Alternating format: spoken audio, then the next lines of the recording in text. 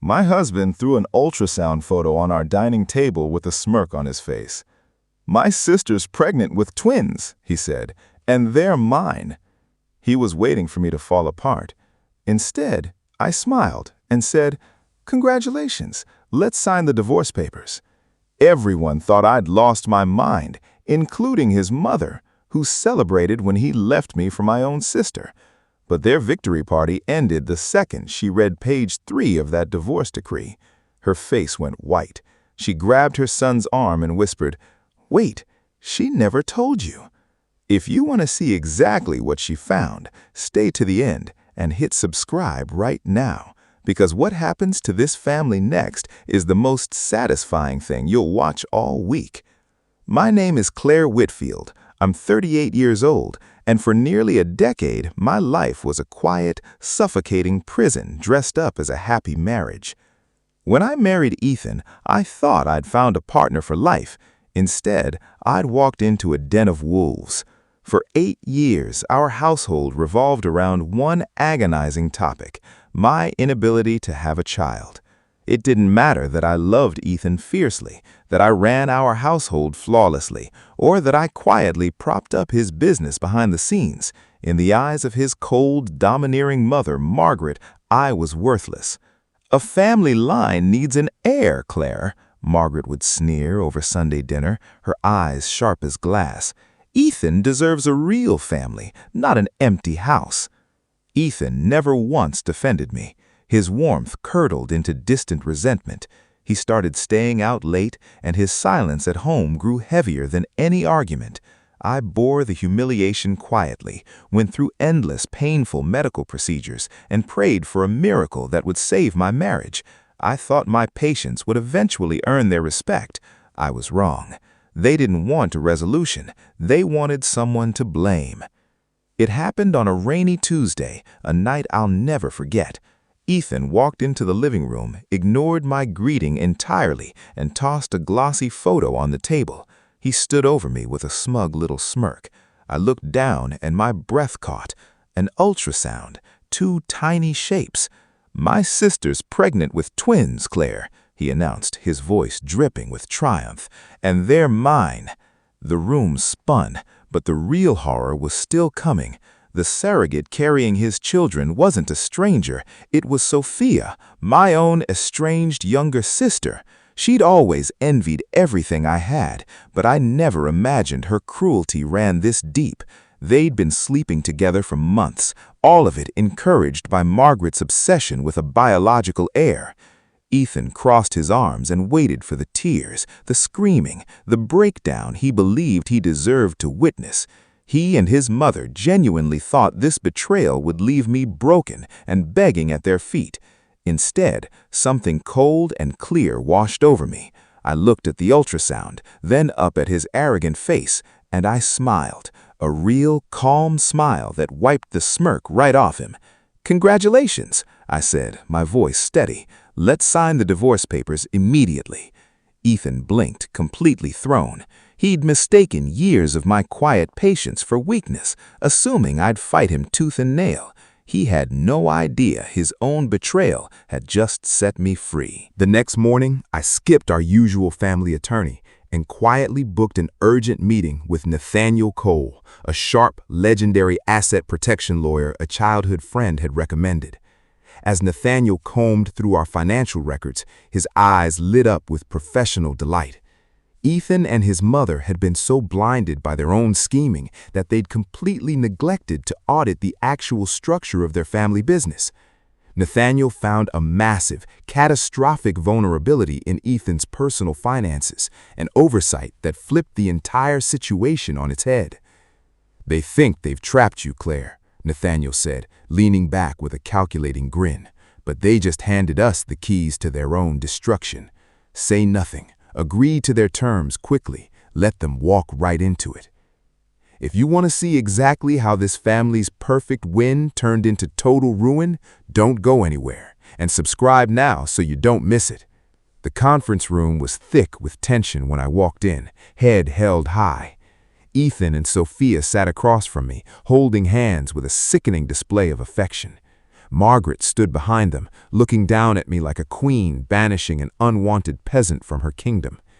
Their expensive lawyer slid the finalized divorce decree across the table. "We've left you your car and a small cash settlement to help you move out, Claire," he said, dripping with condescension. "Ethan retains the primary properties and the family estate, as requested." Ethan leaned in, whispering just loud enough for the room to hear.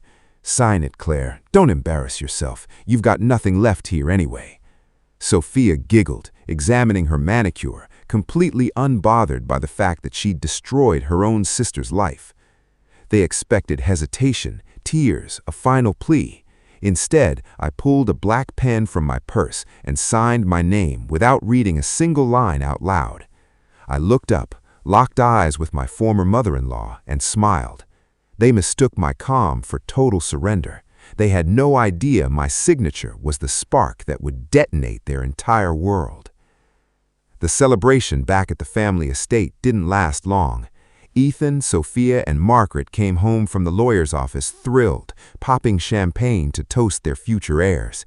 Margaret sat at the head of the table, pulling the finalized paperwork out of her designer bag, eager to savor exactly how they'd stripped me of everything.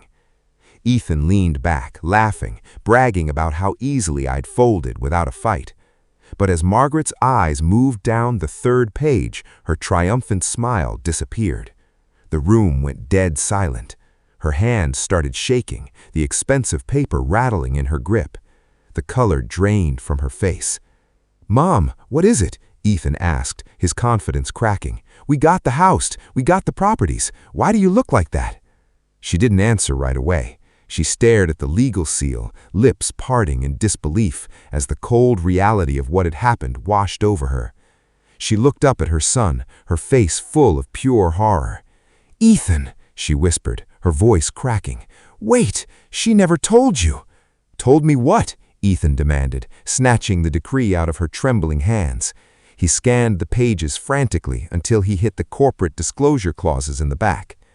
What he didn't know, and what his mother had just realized, was the real structure of our finances. 8 years earlier, when we first started the family business, Ethan's credit had been ruined. To secure the initial funding and licensing, my father had quietly stepped in as guarantor, which meant the entire company and its intellectual property had been placed solely under my name. Ethan ran the day-to-day operations, but legally he was never more than an employee. On top of that, over the last 3 years, Ethan had secretly taken out massive personal loans to fund his lifestyle and impress Sophia, using the family estate as unverified collateral. By rushing to sign a fast divorce agreement without an independent financial audit, Ethan unknowingly agreed to take on our personal liabilities while giving up any claim to my independent corporate holdings. He'd signed a clause taking full personal responsibility for every debt tied to his name and the primary properties. The actual source of the family's wealth, the core business, remained entirely mine. Ethan was left holding properties buried in leverage, saddled with over $2 million in toxic debt, with almost nothing left in the bank. "She trapped us!" Margaret shrieked, dropping her champagne glass, which shattered against the floor. Sophia clutched her stomach in panic as the reality of their financial ruin set in. The heir they'd sacrificed everything for was about to be born straight into bankruptcy. 3 months later, I sat on the porch of my new home by the coast, watching the waves roll in. The air was clean and quiet, free of the suffocating toxicity that had defined 8 years of my life. Selling my shares in our profitable logistics company left me more than comfortable for the rest of my days, answerable to no one. Through my attorney, I heard about the chaos I had left behind. Ethan was forced into bankruptcy once creditors called in the massive loans against the estate. Unable to keep up with the mortgage, Margaret was evicted from the home she loved and moved into a cramped rental apartment. Sophia, realizing the wealthy life she'd schemed for was gone, vanished completely, leaving Ethan before the twins were even born, and leaving their fractured family drowning in lawsuits and resentment. Their greed had handed them the exact punishment they deserved. Now I'm curious, what would you have done in my shoes? Have you ever had to face a betrayal like that and find the strength to walk away clean? Tell me in the comments. And if this story kept you watching until the end, go ahead and subscribe so you don't miss the next one. Thanks for sticking with me.